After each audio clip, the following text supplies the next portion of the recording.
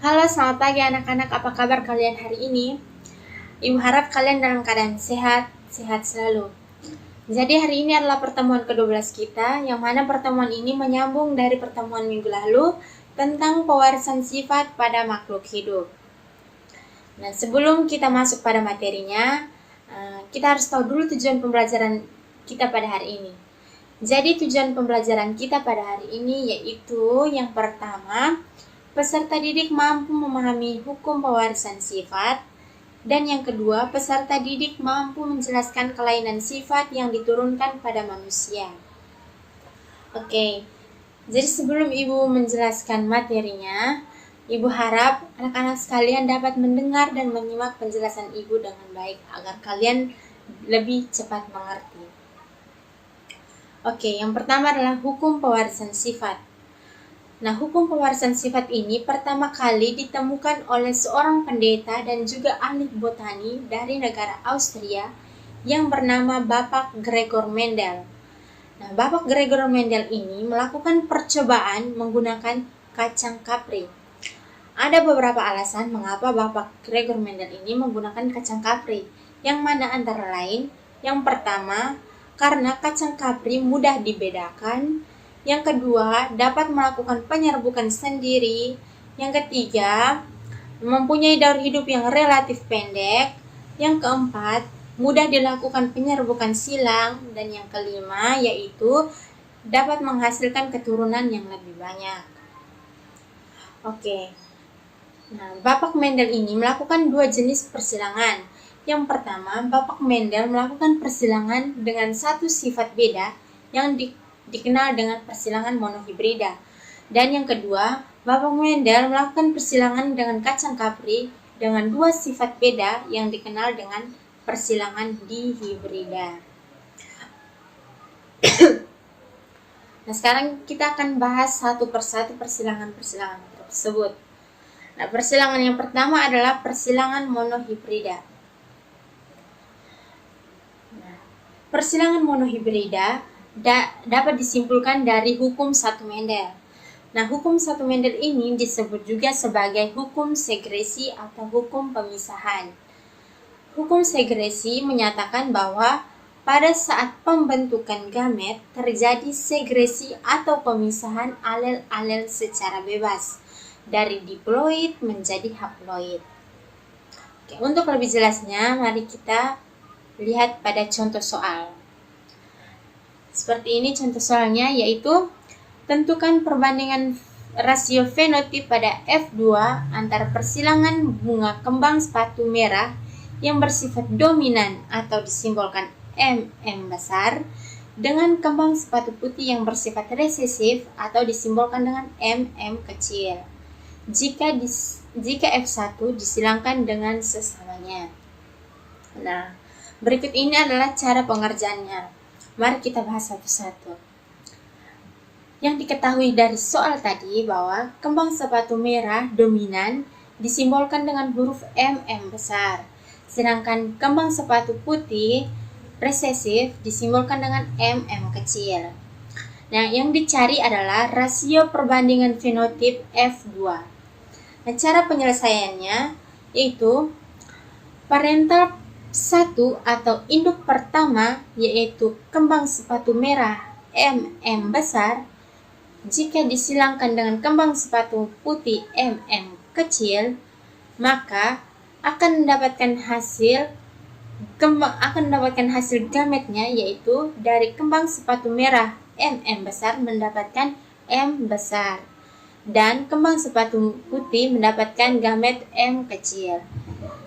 Jadi untuk mendapatkan keturunan pertamanya, gamet M dari kembang sepatu merah jika disilangkan dengan gamet M dari kembang sepatu putih, maka akan menghasilkan keturunan pertama yaitu kembang sepatu merah heterozigot atau disimbolkan dengan M besar M kecil. Nah, untuk mendapatkan fenotip F2-nya, maka induk atau parental 2 ini hasil dari F1 atau keturunan pertama tadi akan disilangkan dengan sesamanya F1. Sehingga yang kita dapat yaitu kembang sepatu merah M besar M kecil disilangkan dengan kembang sepatu merah M besar M kecil. Nah, maka akan mendapatkan gamet yaitu dari kembang sepatu merah heterozigot tadi yaitu M besar dan M kecil. M besar dan M kecil.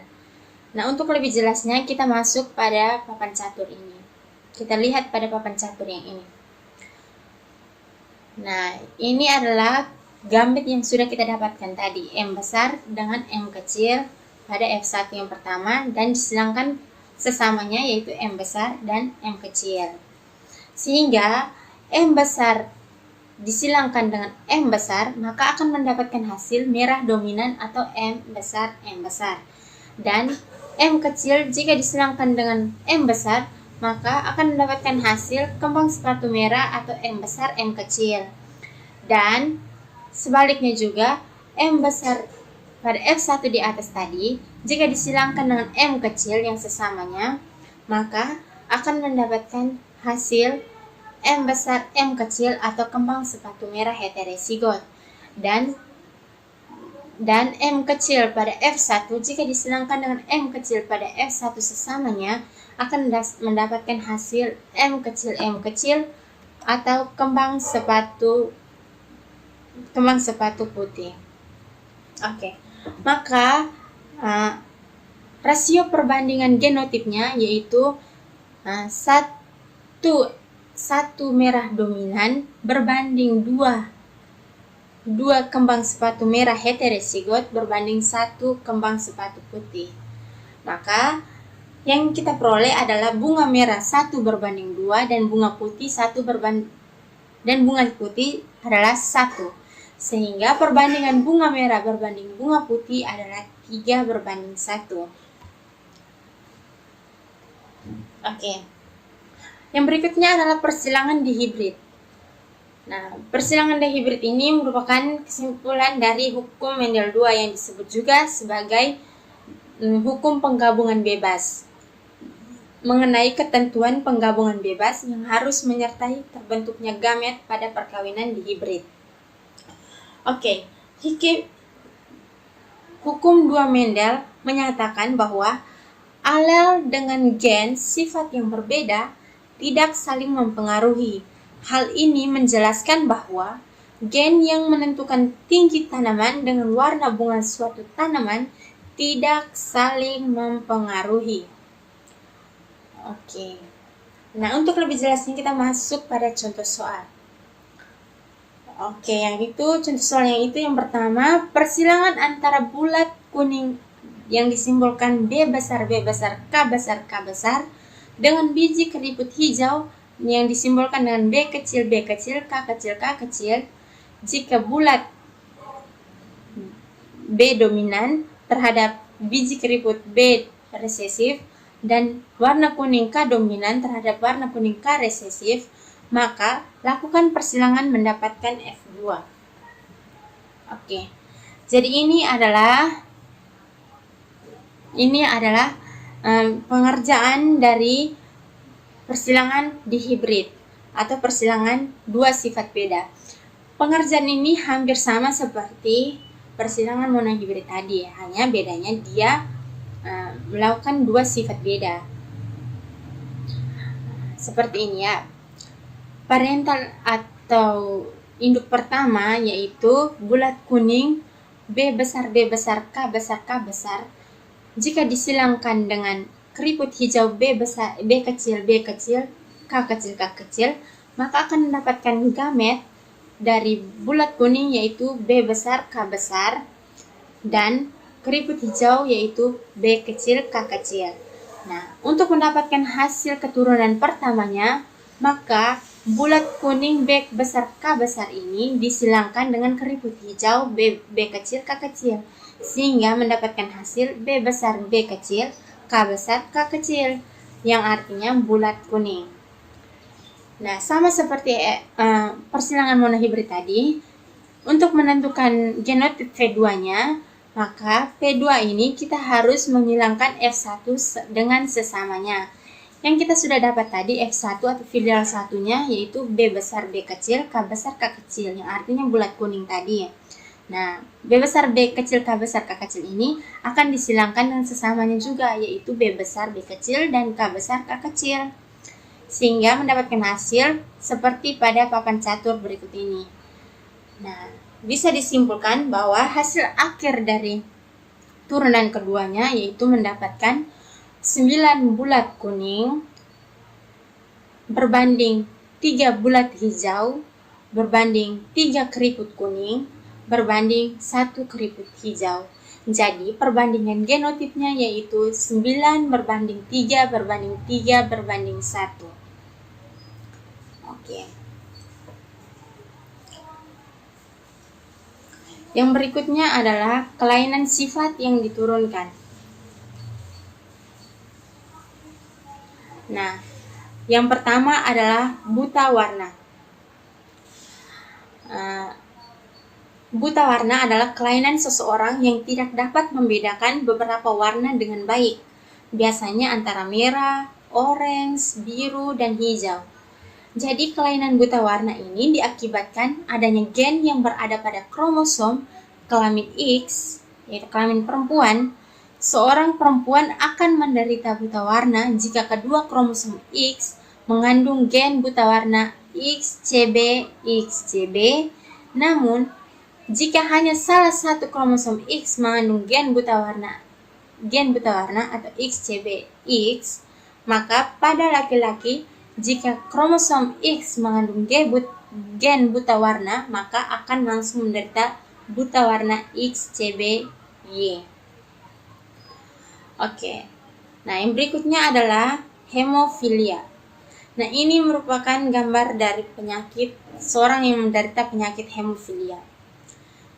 Jadi, hemofilia ini adalah kelainan di mana darah sulit untuk menggumpal saat terjadi luka pada tubuh tertentu yang disebabkan tidak dihasilkannya faktor penggumpalan darah pada tubuh seseorang.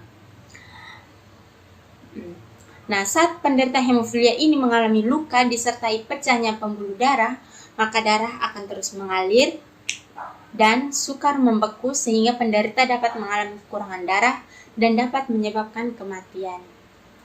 Oke. Jadi gen hemofilia ini terletak pada kromosom X dan sering ditandai dengan lambang XH. Jika wanita memiliki salah satu kromosom X yang mengandung gen hemofilia XX, maka ia akan menjadi pembawa kelainan hemofilia. Sedangkan pada laki-laki, jika kromosom X mengandung gen hemofilia, maka akan langsung menderita hemofilia XHY. Nah, ini adalah contoh gambar dari seseorang yang menderita penyakit hemofilia. Jadi, seseorang yang menderita penyakit hemofilia, usahakan dia tidak boleh adanya luka. Jika dia terkena sedikit luka, dia akan terus mengalir atau mengeluarkan darah hingga menyebabkan kematian. Oke, kelainan yang berikut adalah albino. Nah, albino ini merupakan kelainan yang disebabkan tidak adanya zat warna yang disebut zat melanin. Nah, gen penyebab albino bersifat resesif. Orang yang menderita albino memiliki genotip homozigot resesif AA. Sedangkan orang yang normal memiliki genotip homozigot dominan A besar. Dan orang yang menjadi pembawa sifat albino memiliki genotip heterozigot A besar A kecil. Nah, gambar yang di samping merupakan gambar seseorang yang menderita albino. Yang bagian kanan ini yang anak kecil yang berambut putih itu merupakan salah satu penyakit albino. Yang bagian kiri adalah yang normal. Oke, jadi masih ada banyak lagi kelainan-kelainan sifat yang diturunkan dari induknya. Maka dari itu, Ibu harap anak-anak sekalian bisa mencari banyak informasi, referensi dari berbagai sumber agar pengetahuannya semakin luas. Jadi hanya itu saja pembelajaran kita pada hari ini. Untuk tugasnya ada pada materi yang sudah dibagikan. Terima kasih.